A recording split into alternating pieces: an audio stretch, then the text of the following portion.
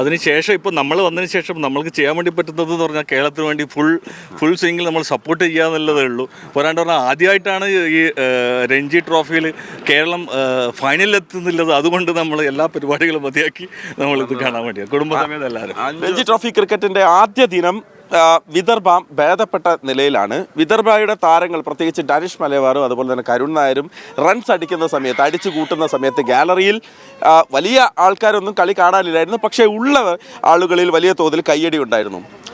അതേസമയം കരുൺ നായർ പുറത്തായ സമയത്താണ് ഒരു ഭാഗത്തുനിന്ന് കുറച്ചധികം വലിയ ശബ്ദം കേൾക്കുന്നത്. അതാരാണ്? മലയാളികളല്ലാതെ പിന്നെ മറ്റാരാണ്? നമുക്ക് ഈ നാഗ്പൂരിൽ കളി കാണാൻ എത്തിയ മലയാളികളുണ്ട്. ആദ്യ ദിനം കളി കാണാൻ എത്തിയത് കുടുംബസമേതമാണ് എത്തിയത്. അപ്പോൾ എവിടെയാണ് നാട്ടിൽ നിന്ന്? മലപ്പുറത്ത് എവിടെ? മക്കരപ്പറമ്പ്. അപ്പോൾ ഇന്നിപ്പോൾ ഒരു ക്ഷീണമുള്ള ദിവസമാണ് പൊതുവെ അല്ലേ? കുഴപ്പമില്ല. ഇനിയിപ്പോൾ ഫസ്റ്റ് ഡേ അല്ലേ, ഫസ്റ്റ് ഡേ ആകുമ്പോൾ അതിൻ്റെതായ ഒരു ഉണ്ടാവും. ഇനി കമ്മിങ് ഡേയ്സിൽ നല്ലൊരു പെർഫോമൻസ് ആവും. നമ്മൾ തിരിച്ചു വരും, തിരിച്ചടിക്കും. യെസ് അല്ലേ? ഈ കരുൺ നായർ നല്ല പെർഫോമൻസ് ആയിരുന്നു. മലബാറിൻ്റെ സെഞ്ചുറി നമ്മൾ കണ്ടു.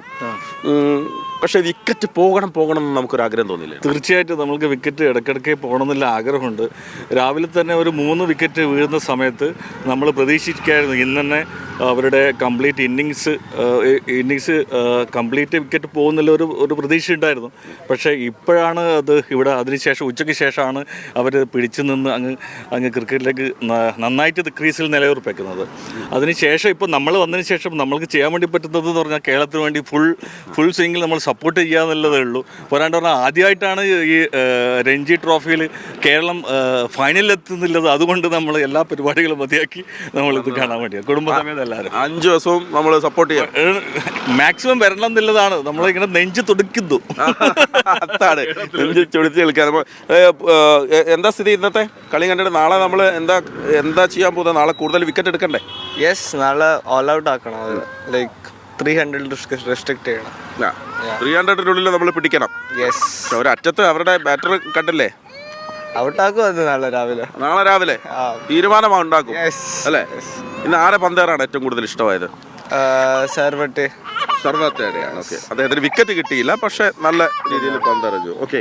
അല്ല, ഈ നിങ്ങൾ ഒരു വല്ലപ്പോഴുമാണല്ലോ ഇങ്ങനെ ഒരു അവസരം വീണ് കിട്ടുന്നത്. അപ്പോൾ ജോലി ഒഴിവാക്കി വീട്ടിലെ ജോലിയൊക്കെ ഇന്ന് വേണ്ട എന്ന് കരുതി ഇങ്ങ് പോകുന്നതാണോ? ശരിക്കും ആദ്യമായിട്ടാണ് രഞ്ജി, അതും നാഗ്പൂർ വരുമ്പോൾ പിന്നെ എന്തായാലും കാണണം എന്നുള്ള ഒരു തീരുമാനമായിരുന്നു.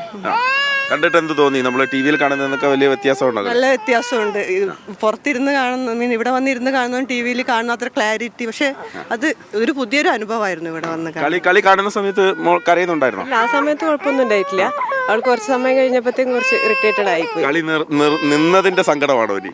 അല്ല, അതല്ല, അവൾക്കൊരു മാക്സിമം ടൈം ഉണ്ട്. അത് കഴിഞ്ഞപ്പോഴത്തേക്കും അവള് കുറച്ച് കളി കണ്ടിരുന്നു. അതെ, കഴിഞ്ഞിട്ട് പോയാൽ മതി എന്ന് വിചാരിച്ചു തന്നെ നിന്നത്. അവള് ബുദ്ധിമുട്ടാക്കിയാലും നമ്മൾ അതിന് വെയിറ്റ് ചെയ്തതാ. അപ്പൊ ഇനിയും വരും അല്ലേ? അപ്പൊ അതാണ്. അപ്പം മലയാളി എവിടെയൊക്കെ മലയാളികൾ ഉണ്ടാവുമെന്ന് നമ്മളെ സപ്പോർട്ട് ചെയ്യാൻ ഇന്നലെ തന്നെ ആളുകൾ പറഞ്ഞിരുന്നു. പക്ഷെ അപ്രതീക്ഷിതമാണ് ഈ കുടുംബത്തെയൊക്കെ നമ്മൾ കണ്ടത്. എന്നാലും വലിയ പ്രതീക്ഷയോടെയാണ് നാഗ്പൂരിലെ മലയാളികളും ഉള്ളത്. വലിയ ആൾക്കൂട്ടത്തിന് നടുവിൽ, അതായത് നാഗ്പൂരിലുള്ള വിദർഭയെ സപ്പോർട്ട് ചെയ്യുന്ന വലിയ ആൾക്കൂട്ടത്തിനിടയിൽ ഇടയ്ക്കിടെ ഉയരുന്ന കയ്യടിയുണ്ട്. അത് മലയാളികളുടേതാണ്. തിരിച്ചു വരും കേരളം എന്ന് തന്നെയാണ് പ്രതീക്ഷിക്കുന്നത്. മലയാളികളുടെ ഒരു പ്രതീക്ഷ അങ്ങനെ തന്നെയാണ്. ബിബിൻ ജെയിംസിനൊപ്പം മഹേഷ് പോലൂർ, മീഡിയ 1.